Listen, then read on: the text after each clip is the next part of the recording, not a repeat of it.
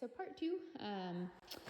So here is a kitchen. This is original kitchen cabinetry that they just painted. This is kind of like the most in style look right now, is to do light uppers and a blue or a dark lower. In style right now, I think this is a trend rather than feeling a little bit more classic. So down the road, you may end up wanting to paint them a different color. This is just a regular laminate countertop. So we're looking at about $55 per square foot installed to put in new granite or stone, just as an approximate price. I do love that we have a gas stove. We don't have a vent hood here, but it is vented outside. So if you wanted to take this unit out and put in like a nice big hood vent, and then do like a microwave situation, like you could do a built-in microwave here if you want, because this isn't super useful as far as being connected to the rest of the kitchen. You could totally do something built-in right here. Here is our pantry, fairly small.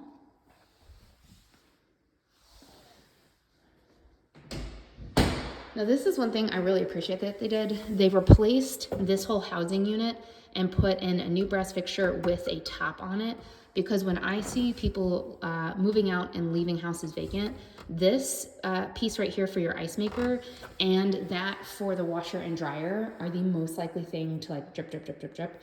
So it is nice that they have replaced that and we don't have to deal with any potential water issues. So here's our living room. It is approximately, I'm gonna say 18 by 20-ish. You would have to keep at least some type of walkway open for this door, but if you did like a really nice covered patio, you might end up doing like double wide glass doors, like something really nice and show-stopping right here that gives you a kind of a cleaner line than like straight line, vaulted line. You could do something just really nice and stylish. I probably would also update the tile on this to make it more of a feature and then put in a glass cover on this. It is gas, but I would do the glass cover just for like safety reasons. We do have some nice extra lighting right here. So coming into the main bedroom on the first floor, I have seen this floor plan layout with the shape of the master many times. My only gripe is you've got one location for the bed and it is right here.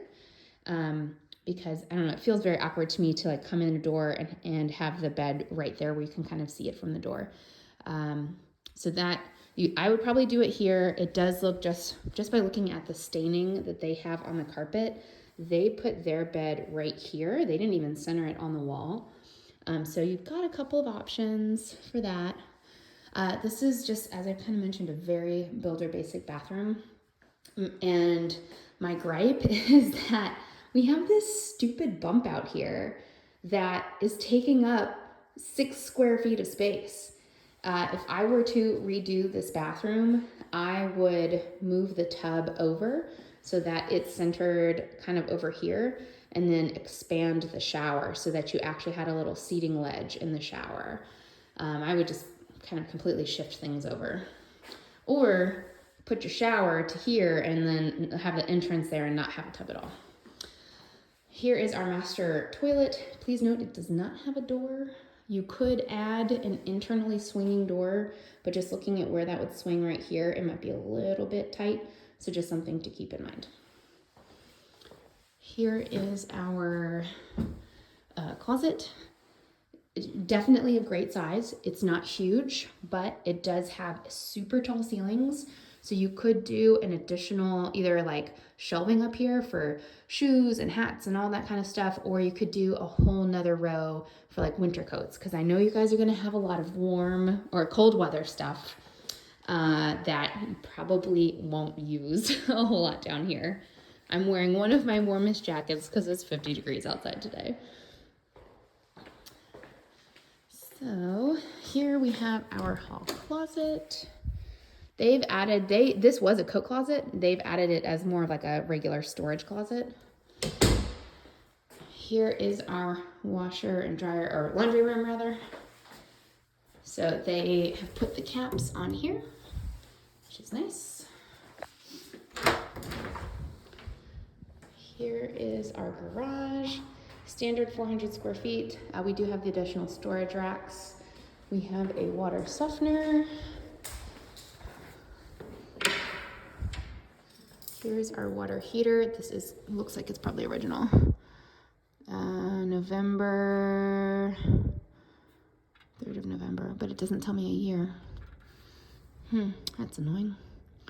I'm just gonna guess just by looking at this that this is original to the house. All right, here is this is the sub panel. The main panel is on the outside. So we do have a few open lines here. So everything looks good. What else?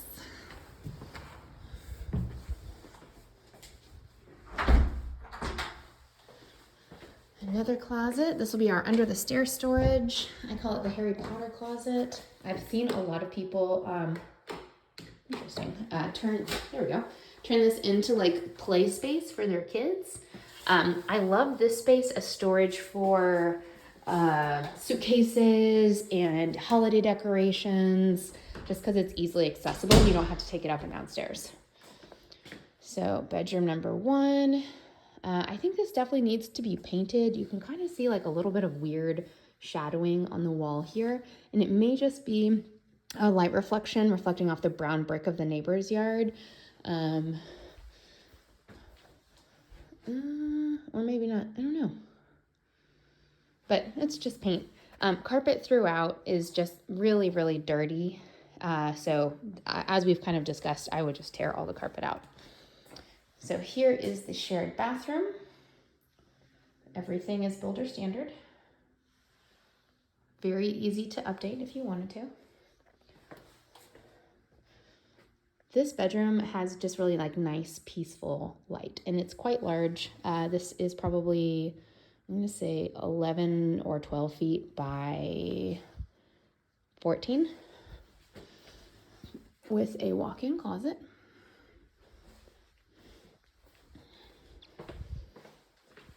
All right, so going upstairs.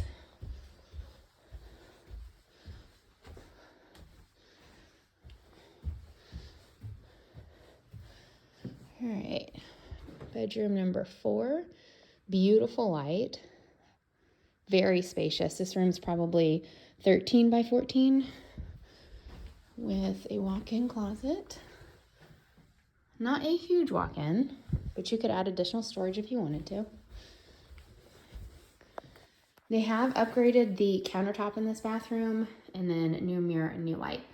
Obviously their daughter had, very girly, kind of super cute taste. I think this is really pretty. Details. And then this is the movie room or game room area that we talked about. They've done an updated fan in here. It has really nice natural light. From a noise perspective, this is what we were talking about. So it kind of comes down the hollow of the stairwell and would go into the main area. I don't know if it would be incredibly loud, but just something to kind of keep in mind depending on how you'll use it. All right. So, a second water heater. Okay. All right. Sorry, coming under. 2004? Okay, so that's fairly old, but it probably only services this upstairs bathroom. So the reason that it's important to see this right now is because this is the roof that you would be adding onto and extending from a structural standpoint, and that is the juncture point that your HVAC would... Oh wait, no. You're not doing an enclosed sun porch. Never mind, please ignore. Sorry, my brain's going everywhere today. Just from a HVAC hanging perspective, they did a really nice job with this, because what you want to avoid are really drastic turns where it can get pinched, because then you can get areas of low pressure zones, and then whatever room this is below here doesn't get the airflow that it needs. So they did a really nice clean job of hanging all of these. This is what we want to see. And our insulation is still nice and fluffy, meaning it is a fairly well insulated first floor. But they probably should have put a little bit more down here. You can always pump in more insulation if you want to. You can buy it at Lowe's, and they bring this giant truck and have this hose, and it literally is an opposite of a vacuum, and it blows in all the insulation. It's pretty cool. I don't know why there is a plug there, but because that's like a pretty deep shelf. Maybe if you had like a light up sign or something. Kind of interesting to have a plug there. So let's go in the backyard.